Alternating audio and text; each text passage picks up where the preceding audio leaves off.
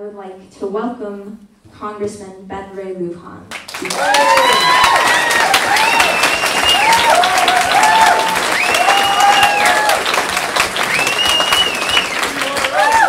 Let's thank Hannah again for, my gosh, what an incredible opening and introduction.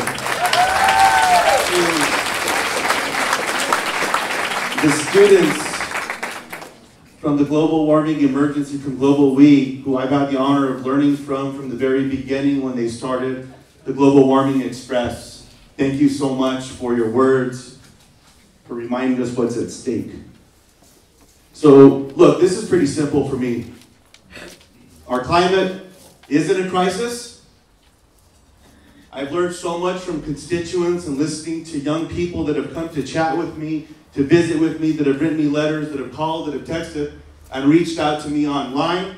And that's why I'm happy to share with you this evening that I am co-sponsoring the Green New Deal.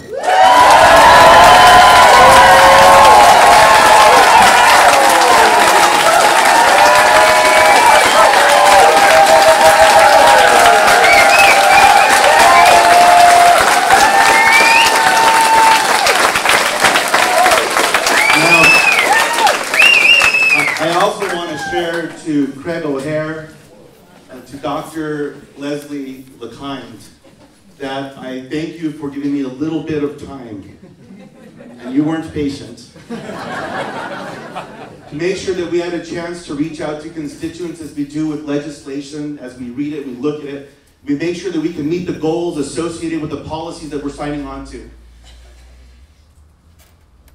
You know, as a young person, I never understood why some years that garden that we would work on with our grandparents and our aunts and uncles, some years it would produce more food, there was more water, and other years there was less and we didn't have as much. It meant that you probably had enough for the season, but you didn't have enough to can to be able to keep you through some of those winter months. And then I started to understand more about drought and good years and bad years. And with the support of a lot of you in this room, the work that Craig did, when I went and I was honored to serve at the Public Regulation Commission, we stood up and we pushed back against the utilities and we said, we can strengthen New Mexico's renewable portfolio standard and require more renewables be generated in New Mexico. And we did it. And we did it along the way where we also said we're going to have more net metering programs, the very programs that utilities have pushed against recently that allowed more rooftop solar, right?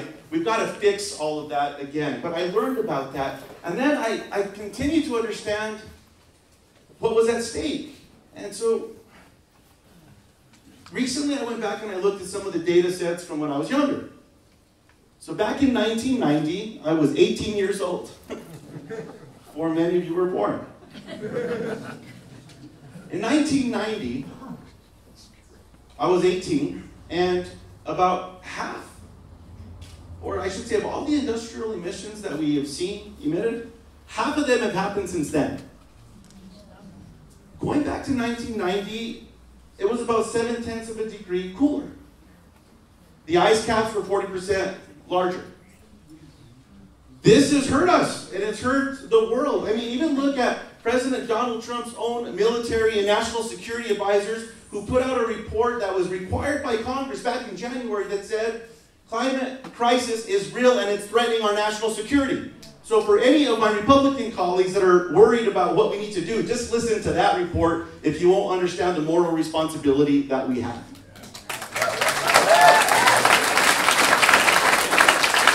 But there's also been some important work that's come out. So the Intergovernmental Panel on Climate Change from the UN has also put out many recommendations that were included and captured in the Green New Deal. One of them requires that we reduce emissions to net zero by 2050, right? That's something we have to do to also achieve 100% clean emissions and renewable energy. So I want you to know my final seconds here that I'm working with one of my Senate colleagues, and we've been working on this bill for a while. It'll be introduced here very soon, that will meet that goal and many others. I'm honored that I carried the renewable electricity standard from the time I've been in Congress to Tom Udall introduced, building off of our success in New Mexico. Energy efficiency programs, fighting for public lands, working with Congresswoman Deb Haaland to protect Chaco Canyon and require them to be able to capture and do away with this nonsense with methane emissions. By the way, more methane emissions in New Mexico than any other state in the country. More methane emissions that could provide power to every home in New Mexico. And when we were there, as I closed, you couldn't just smell it. Those cameras let you see it. We saw a well that was dug on state lands under a permit that was given by Aubrey Dunn. There was a community right next to that well, but they didn't get the benefit of that water. The water was piped to a fracking site. That visit changed my perspective in a whole new way. So I thank you for letting me be here tonight to hear you out, but to share with you that I'm honored with the advocacy and support, the leadership that we have, to make sure that we understand what's at stake, and to be able to share with you that I'm honored to be co-sponsoring the Green New Deal.